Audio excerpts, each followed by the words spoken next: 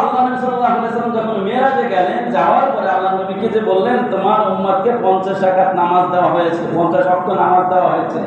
আল্লাহ নবী যে বারবার এক এক নবী রিকোয়েস্টে যায় যে ঘুমাইতেছিলেন, লাস্টে এসে যখন 5 রাকাত নামাজ আল্লাহ নবী যখন নির্ধারণ করা হলো, মুসা আলাইহিস সালাম বললেন তোমার উম্মত এটাও পারবে না, আরো 5 থেকে আরো ঘুমাও। আল্লাহ নবীতে বললেন যে না, আমার তো লজ্জা লাগতেছে, আমি তো আর ঘুমাইতে পারি না, আর ঘুমাইতে আমি যাইতে পারবো না, আমার খুব লজ্জা লাগতেছে, এর থেকে আজকে আমরা ঘুমাই। আল্লাহ তাআলা নবীকে জানাইয়া দিলেন আসলে আমরা যে নামাজ পড়তেছি এই নামাজটা তো আমার কাছে মনে হয় আসলে নামাজ না, এটা হলো আল্লাহ তাআলার সাথে কথা বলার একটা মাধ্যম, আল্লাহর কাছে পৌঁছানোর একটা মাধ্যম, আল্লাহ তাআলাকে ভালোবাসার একটা উত্তম মাধ্যম হলো একটা নামাজ। যখন ফজরের নামাজ আদায় করি, আদায় করার পর মনে হয় যে আল্লাহ তাআলা আমাদেরকে বলতেছে বান্দা সেই ফজরের সময় নামাজটা পড়ছো আর জোহরের টাইম হয়ে গেল, কত সময় তোমার আল্লাহ তাআলার সাথে সাক্ষাৎ হয় নাই, আসো জোহরের সময় নামাজে আসো, হাইয়া আলাস সালাত, জোহরের নামাজে আসো। বান্দা যখন জোহরের নামাজ আদায় করে, আদায় করার পর যখন আসরের সময় হয়ে যায়, তখন আমার তো মনে হয় আল্লাহ তাআলা বলে বান্দা এই যে আসরের সময় হয়ে গেল, কত কর্মব্যস্ততার মধ্যে তোর সময়টা কেটে গেল, আয় বিকালবেলা একটু আমি আল্লাহর সাথে কথা বলে যা। বান্দা যখন মাগরিবের নামাজের সময় হয়ে যায়, তখন আল্লাহ তাআলা হয়তো বলে হে বান্দা তোর সন্ধ্যা ঘনিয়ে আসছে, তুই না জানি আজকে রাত্রটা পার করতে পারিস কিনা, সারা দিন তো তোর এমনি এমনি কেটে গেল, আমার সাথে তোর সাক্ষাৎ হলো না, আয় মাগরিবের নামাজটা পড়ে আমি আল্লাহর সাথে কথা বলে যা।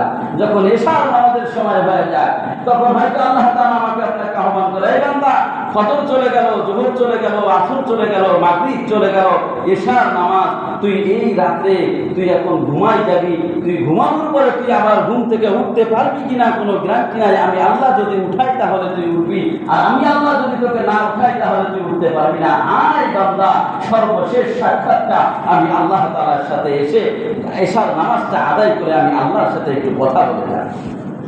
বান্দা যখন গভীর রাত্র হয়ে যায়, আল্লাহ হয়তো বলে ও বান্দা কত মানুষ দেখো চুরি ডাকাতি করতেছে, কত মানুষ আল্লাহর নামের গুণগান করতেছে, কত বান্দা ইস্তেগফার করে তাহাজ্জুদের নামাজ পড়িয়া একনিষ্ঠভাবে গভীরভাবে আমি আল্লাহর সাথে অন্তরটা লাগাইয়া ভালোবাসার ব্যাটারিতে চার্জ দিচ্ছে।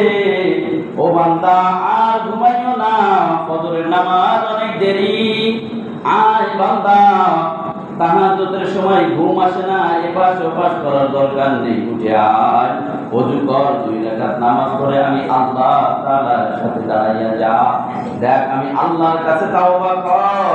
ও বান্দা জীবনে যত গুনাহ বুঝিয়া না বুঝিয়া উঠতে চলতে ফিরতে সগীরা কবিরা যত গুনাহ করো বান্দা, 2টা রাকাত নামাজ আমি আল্লাহর জন্য পড়, আমি আল্লাহ যা চাইবি আমি আল্লাহ তাই তোকে দান করে দিব। সুবহানাল্লাহ।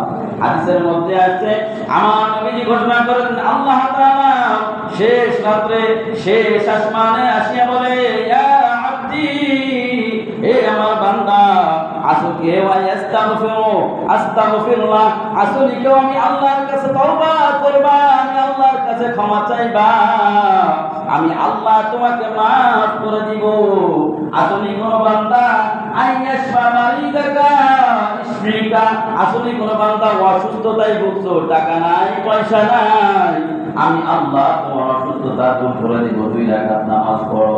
এইভাবে আমার আল্লাহ ডাকতে থাকে আর বলে বান্দা আসলে কোন গুনাহগার, আমি আল্লাহ তাআলার কাছে ক্ষমা চাইবা, আমি আল্লাহ তোমাকে ক্ষমা করে দিব। এইভাবে আমার আল্লাহ ডাকতে থাকে। আমার আল্লাহ হয়তো আমাদেরকে বলে বান্দা জীবনে অনেক ঘুমাইতে পারবা, কবরে তোমাকে কেউ ডিস্টার্ব করবে না, তোমার স্ত্রী ডাকবে না, সন্তান তোমাকে ডাকবে না, ওই কবরে পড়ে থাকবা, কেউ তোমাকে ডাকবে না, অন্ধকার ঘুমাইতে পারবা। বান্দা আয় একটু ঘুমটা হারাম করে দিয়ে 2 রাকাত নামাজ আমি জন্য পড়।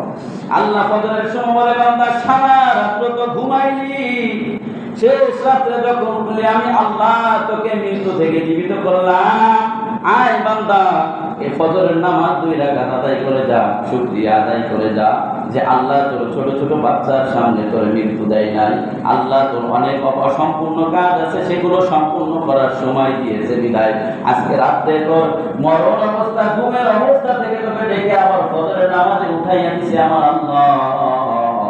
এই জন্য ভাইরা আমার ফজরের আজান অনেকের কানে যায় কিন্তু মসজিদে আসি না। ফজরের আজান অনেকের কানে যায়, নিজে উঠি আবার নামাজ পড়ি না। অথচ অনেক মানুষ এমন আছে নিজে কালে কাজ করার জন্য ফজরের আজানের অপেক্ষায় থাকে, আজান হওয়ার সাথে চলে যায়, জমিনে যায় কি যায় না। অনেক মানুষ এমন আছে ডায়াবেটিসের রোগী, সকালবেলা অফিস করা লাগবে, ফজরের সময় উঠিয়া ডায়াবেটিসের জন্য হাঁটতে বেরোয় যায়, কিন্তু 2 রাকাত নামাজ পড়ে বের হয় না। আমার আল্লাহ বলে, বান্দা ডায়াবেটিস রোগটা আমি দিছি, আমি আল্লাহ তোরে সেরে দিতাম। ও বান্দা, জমিনে যে কাজ করো, জমিন আমি আল্লাহ দিছি, তোর জমিনের ফসলটা আমি এবার বেশি করে ফলাইয়া দিতাম, তারপর তোকে আমি মাহরুম করি না। আয় আয় বান্দা, ফজরের নামাজে আমার সাথে সাক্ষাৎ কর। এইভাবে আল্লাহ তাআলা আমাদেরকে ডাকতে থাকে। যারা 5 ওয়াক্ত নামাজ পড়ে আল্লাহ তাআলা হাজিরা দেয়, যারা 5 ওয়াক্ত নামাজ পড়তে পারছেন না আল্লাহ কাছে হাজিরা দেওয়া শুরু করে দেন, আল্লাহ তাআলার সাথে কথা বলা শুরু করে দেন। আল্লাহ পাক আমাদের সকলকে এই কথাগুলো বুঝার এবং আমল করার তৌফিক দান করুক, এবং আল্লাহ তাআলা যে কয়দিন আমাদের হায়াতে বাঁচিয়ে রাখে, আল্লাহ পাক যেন মৃত্যুর আগ পর্যন্ত